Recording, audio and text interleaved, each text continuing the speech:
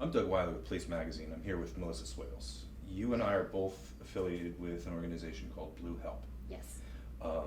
The mission of our organization is multifold, but in many ways is to raise awareness about a very important issue that's impacted you personally, police officers who have died by suicide.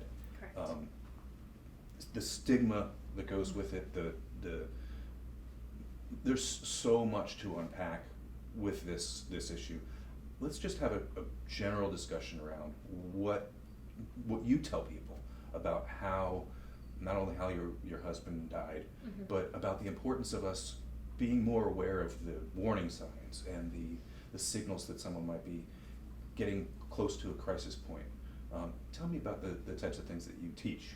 Absolutely. I think, like you said, there's so much to it. It's not just a clear-cut issue, Right. and there's so many signs to look for. And in my experience, what I've spoken with countless officers across the country, there does seem to be a few things to look out for, some warning signs, and those things that I share with officers are definitely hypervigilance, Mm-hmm. an extreme sense of paranoia sometimes, as far as just a mindset that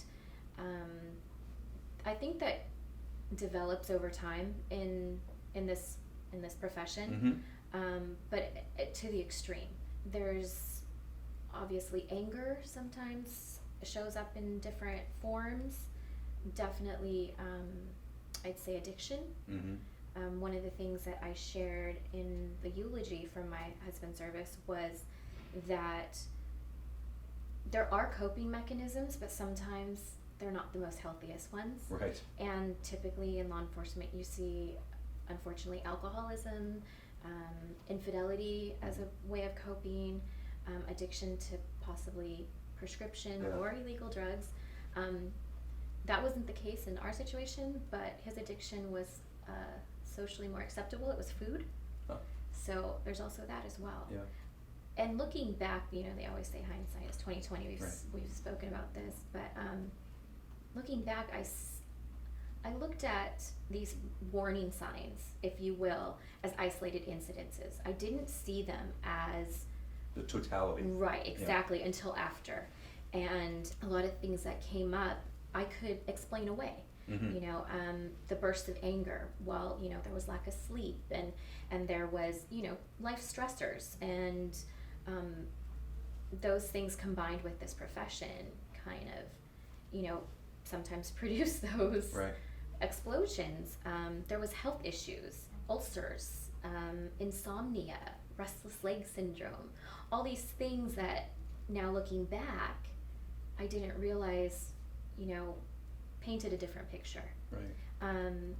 But like I said, I would explain them away. Well, his diet isn't that great, and he's prone to this condition because of, genetics or lifestyle, or the insomnia is because of the calls he's had to Right. respond to. My husband worked for LAPD, and he worked downtown. He worked Central Division, and that has a lot Yeah. of, stress with it, as does any law enforcement assignment, but just the stress of wanting to promote as well. Mm-hmm. I always had a reason to explain why I was seeing the behavior I was seeing, Right. instead of putting it all together. Do you get the sense that maybe officers that worked with your husband might have also been witnessing similar? I mean, one of the things that officers tend to see is more risks being taken, Right. much riskier behavior. Statements like, "You'll take care of my family if I'm gone." These are things that they're big red flags. And Yes. sometimes you just sort of explain it away as being, just a part of the day. Right. Do you get a sense that officers are more observant now, or do we need to do more training? Sadly, there's a two-part to that. Yeah. I would agree that they are observant, but at the same time, it's not acceptable Mhm. in the culture to address it, or To intervene. right, to intervene, or shine a spotlight on it. Mhm. like I said, in my personal experience, it wasn't until after my husband passed that I found out he was written up for not wearing his bulletproof vest on duty. Those are signals. Those are signals to, commanding officers. Why is this officer continually not wearing Right. his bulletproof vest? It might not seem like a big deal, or not putting on his seatbelt. Or my husband would frequently make statements like, if I die, you'll be taken care of. Mm-hmm. And I would, just be appalled by those statements, but I just felt it was the nature of the profession. Mm-hmm. But yes, definitely. I think too that officers may have an observation, but they don't want to cause the stigma. Right. And they don't want to be the person who creates problems. Right. For an officer, even though they go, oh, it's hinky. There's something not right there. Well, they're in a profession to solve problems. Yes. They're not in a profession to create them. Right. And so anything that creates any sort of attention or chink in the wheel, so to speak, is something that is not welcomed typically in this profession. And on the opposite side of that, on the flip side of that, these things, although they are red flags, sometimes we also have to look at the officer that is, in my husband's case, very animated. I mean, people would describe him as, this jovial personality, but not realizing it was to overcompensate. Yeah, it was an act. Mm-hmm.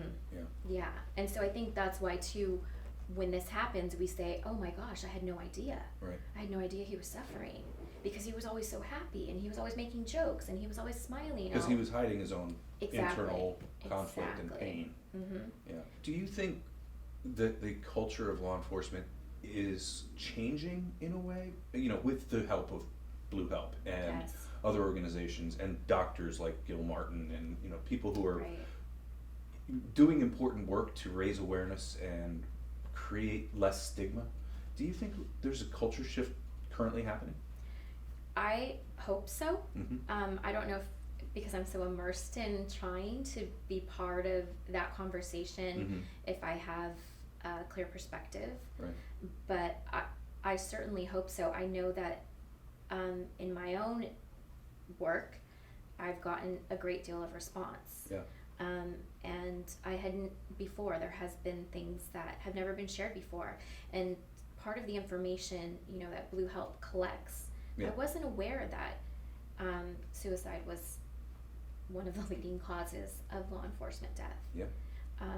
Line of duty death is very, pronounced. It's well known. It's Right, publicized. exactly. It's on the forefront. surface. Yeah, and exactly. what's beneath the surface is the other problem. Right. And law enforcement suicide actually is one of those things where if we don't talk about it, it just doesn't get.